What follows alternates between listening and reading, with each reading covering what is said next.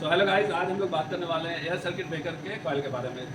जैसे कि आप देख रहे हैं, ये हमारे पास में एल का सी पावर है। ये सी पावर ब्रेकर टाइप है। इसमें पहले मैं कॉइल दिखा देता हूँ। ये क्लोज कॉइल है, जो इसके पीछे आप देख रहे हैं, ये क्लोज कॉइल होता है। उसके बाद नीचे ये हमारा है ट्रिप कॉइल। इसको ट्रिप कॉइल भी बोलते हैं, ऑफ कॉइल भी बोलते हैं, शंट कॉइल भी बोलते हैं। ये है हमारा यूवी कॉइल, इसको अंडर वोल्टेज कॉइल बोलते हैं। ठीक है, अभी हम इस पर बात करने वाले हैं, इसको स्प्रिंग चार्ज करना। ये हम लोग स्प्रिंग चार्ज कर रहे हैं। स्प्रिंग चार्ज का मतलब है कि स्प्रिंग में टेंशन पैदा कर रहे हैं, मतलब खिंचाव इस पर हम लोग ये कर रहे हैं ताकि ब्रेकर को हम ऑन या ऑफ कर सकें। अभी जैसे कि ये स्प्रिंग चार्ज हो चुका है, अभी हमें क्लोज कॉइल, अगर ये इलेक्ट्रिकली ये कनेक्ट होता है तो हमें टीएनसी से इसको ब्रेकर के क्लोज कॉइल में सप्लाई देनी होती है।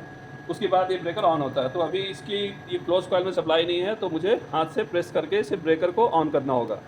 लेकिन अभी आप ध्यान देना, जब ये मैं इसको क्लोज करूंगा तो ये फ्लैग ऊपर हो जाएगा और ऑन सामने आ जाएगा।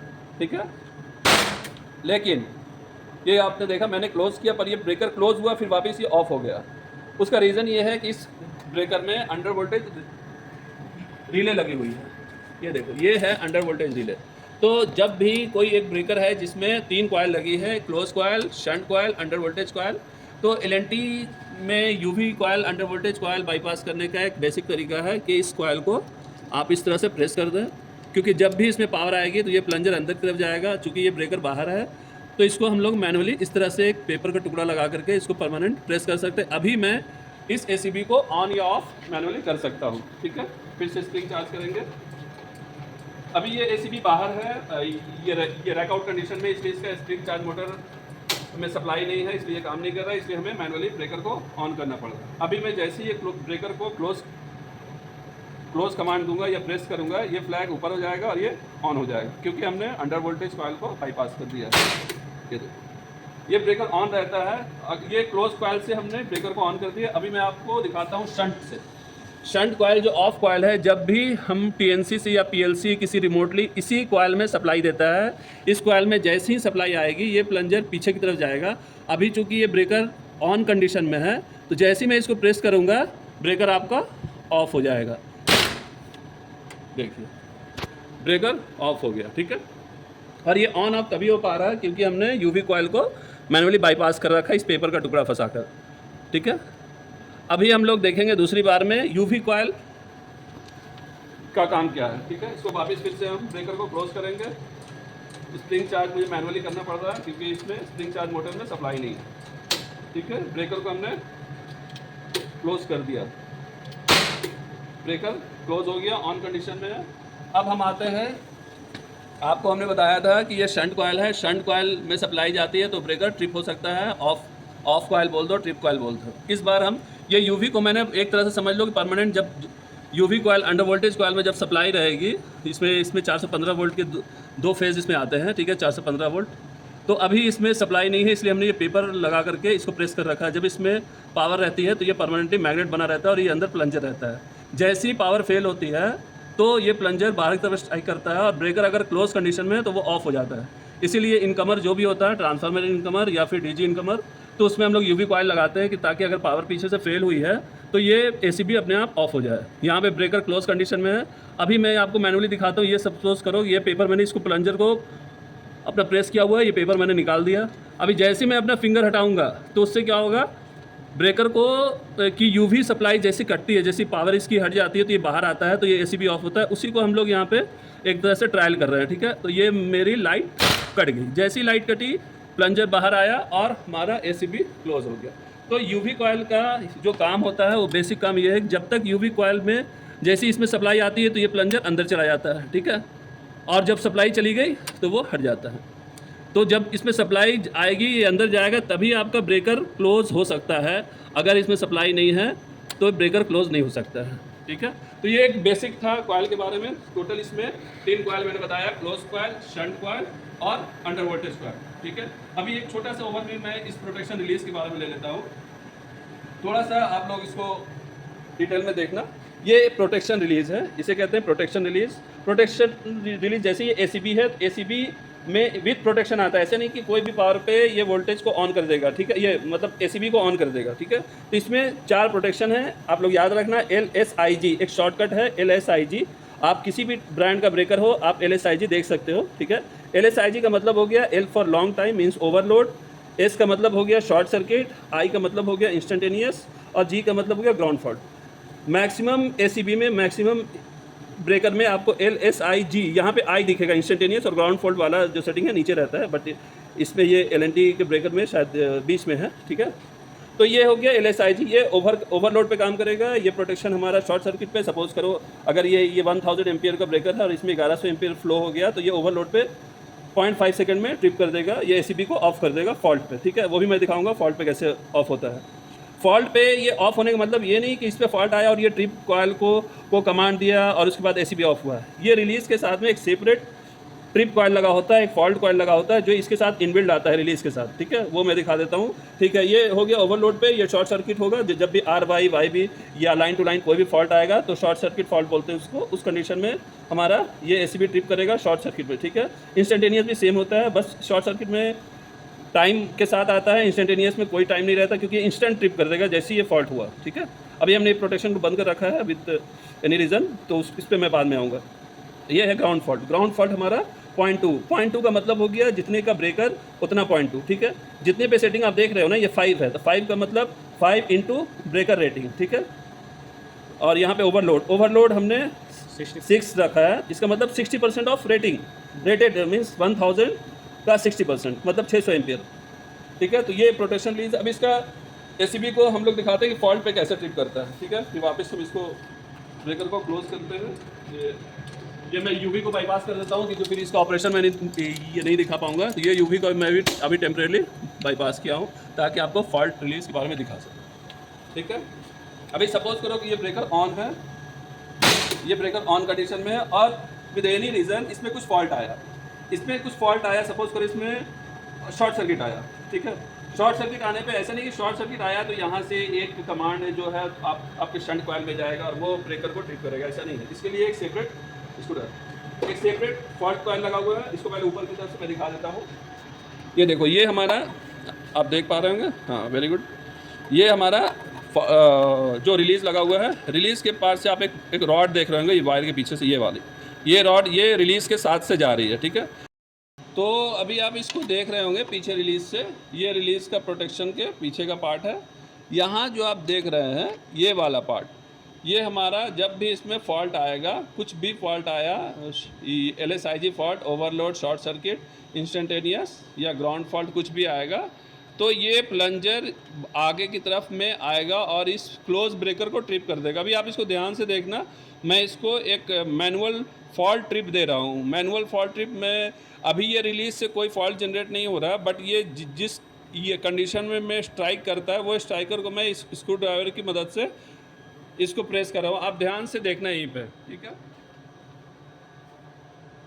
ये आपने देख रहे थे, ये अभी देखो ये बाहर की तरफ हो गया नीचे, ठीक है। अभी आप देखो ये बाहर की तरफ हो गया है प्लंजर, ये प्लंजर बाहर की तरफ हो गया, मतलब फॉल्ट कंडीशन में हो गया है। अभी हम ACB को, अभी ये फॉल्ट में, अभी ये ACB जो है, हाँ ठीक है, अभी ये ACB जो है वो फॉल्ट में ट्रिप हुआ है।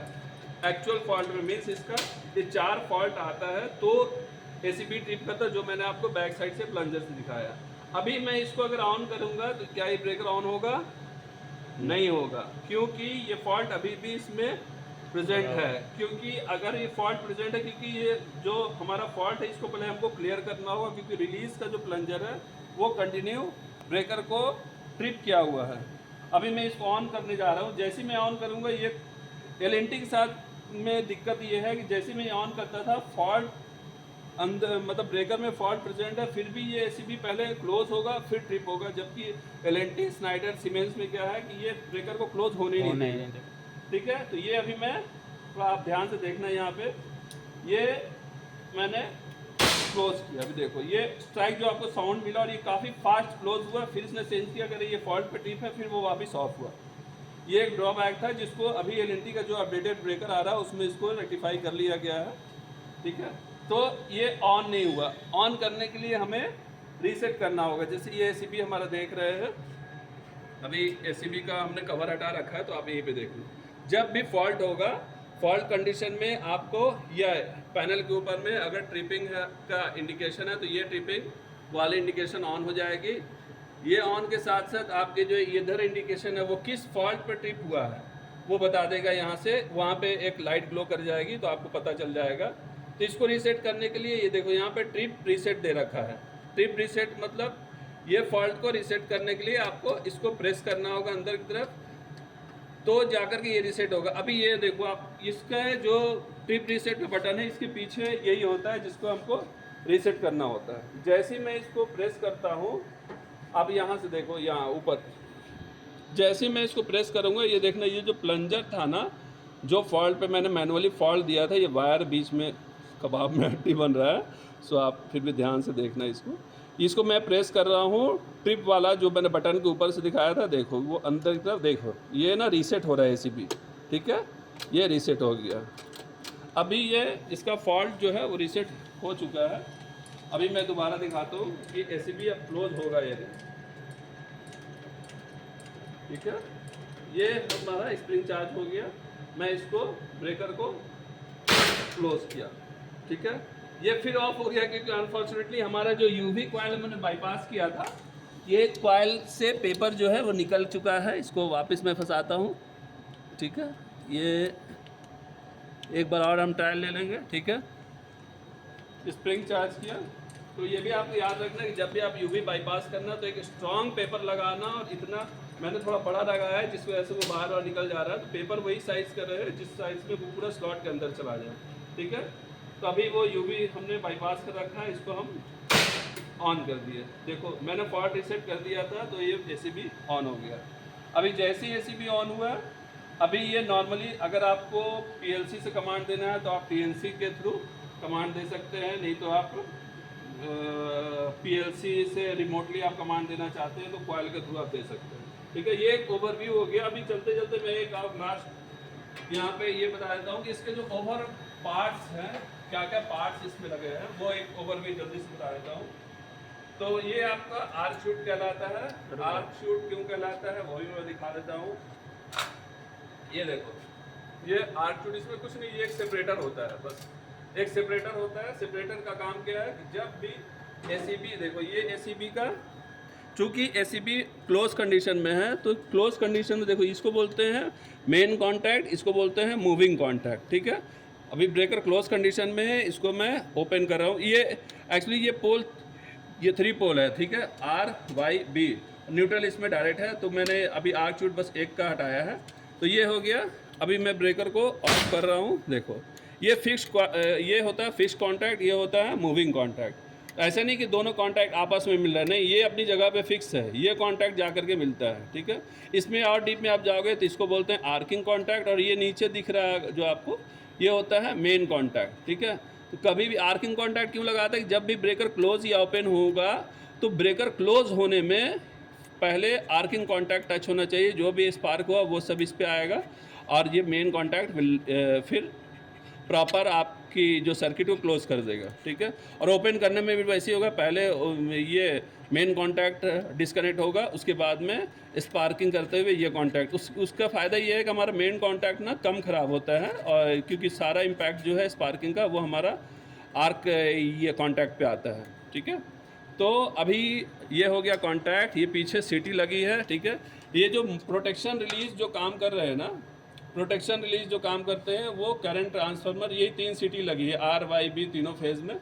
पोल के पीछे अगर आप देख रहे होंगे, ये देखो यहाँ से दिखा रहा हूँ, ये हो गया आर फेज़, वाई फेज़, ये बी फेज़, ये आर फेज़ की सीटी जो ग्रीन कलर की दिख रही है, आर फेज़ वाई फेज़, तीनों से ये 2-2 वायर निकल करके आए, वायर आ करके फिर ये कनेक्ट होकर के प्रोटेक्शन रिलीज में आ गया, ठीक है। तो ये हो गया आपका कॉन्टैक्ट्स बोलते हैं इसको। ये 3 कॉन्टैक्ट्स हो गए एसीबी के। इसको बोलते हैं spring charge motor. Spring charge जो अभी मैं मैनुअल हाथ से स्प्रिंग चार्ज कर रहा था, वो हमको मोटर के थ्रू स्प्रिंग चार्ज होता है, ठीक है।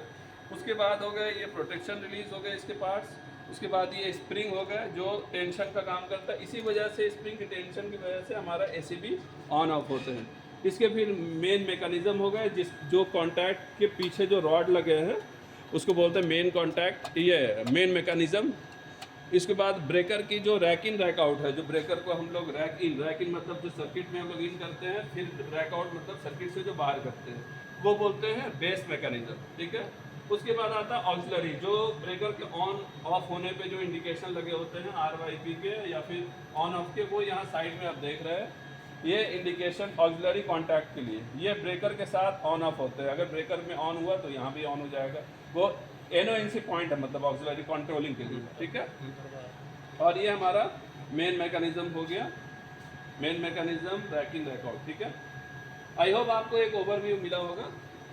ठीक है। तो अगर इसके रिगार्डिंग अगर आपको कुछ भी डाउट हो तो please comment on below. Okay, thank you so much guys.